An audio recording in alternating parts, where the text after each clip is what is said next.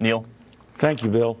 To Representative Michael McCaul right now, the Texas Republican was part of that grilling process. In fact, a pretty heated grilling at that. Congressman, what came of this today? Well, I think what you're seeing is the anger from the American people through their representatives. They're really sick and tired of this border being completely open, and he claims he has operational control, but his chief Border Patrol agent says that he does not. I grilled him on the fact that from day one, they rescinded the migrant protection protocols remain in Mexico, which the Trump administration put in place that was actually working.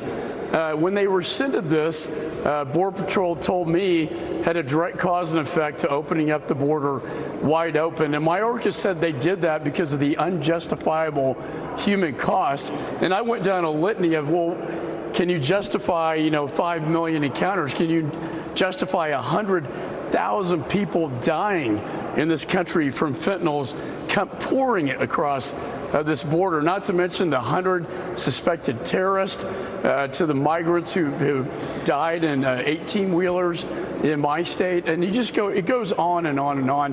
And I think the arrogance that he can't even recognize how bad the situation is really defies reality on the ground. And I've been doing this for quite some time. Yeah, I know, and you're pretty a sharp questioner. I think the issue comes up, though, from you and your colleagues, what to do with Mayorkas. Now, many of them have said he's got to go, but I have a feeling that his boss, the President of the United States, doesn't want to let him go, and that, in fact, Mayorkas is actually doing the president's bidding, even if he might not entirely agree with the lack of attention that he's showing at the border. What do you think? I think you're absolutely right. He knows better. I've known him, when I was chairman of Homeland Security. He was a U.S. attorney like myself from a border state. He gets this. He's smart enough to know this. He just, he's misrepresenting this to the American people, and he's just following orders. He won't defy any of this stuff. If we could renegotiate the Remain in Mexico, which my bill coming out of the Foreign Affairs Committee will mandate next week, we could get a hold on this problem.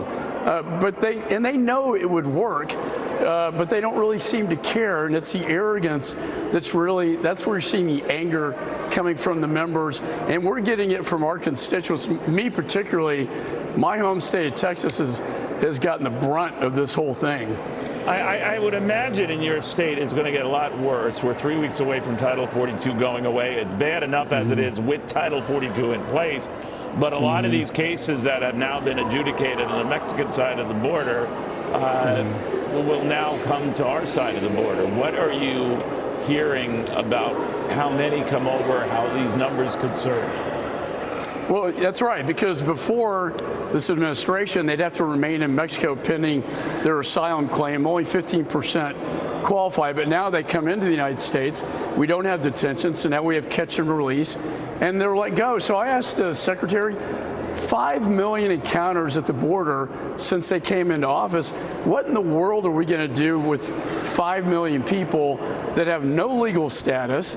It's the biggest human trafficking event of my lifetime, and the younger girls and women are going to get swept up into sex trafficking, and then the younger males, their home, their family, will probably be gangs like MS-13. This is going to create a generational problem for us here in the United States. I know you were in Taiwan last week, the week before. You probably heard that right now, between our military drills and China now having a permanent presence around Taiwan, not to the degree they were when they had practically an armada circling the island. But there's very little wiggle room here for something to go, a risk going really bad. Do you think that it is going to go that way, that there could be a trigger event? And what do we do in the event that there is? Well, that's always a concern. And I was there, Neil, when the Armada circled the island, right. 10 battleships, 1 aircraft carrier, 90 fighter jets in an act of bravado, intimidation. But you're right. What they're doing when they do these war game exercises is they're testing the capability and vulnerability of the Taiwanese. But all it takes is for one thing to go wrong to escalate this to a higher level of tension.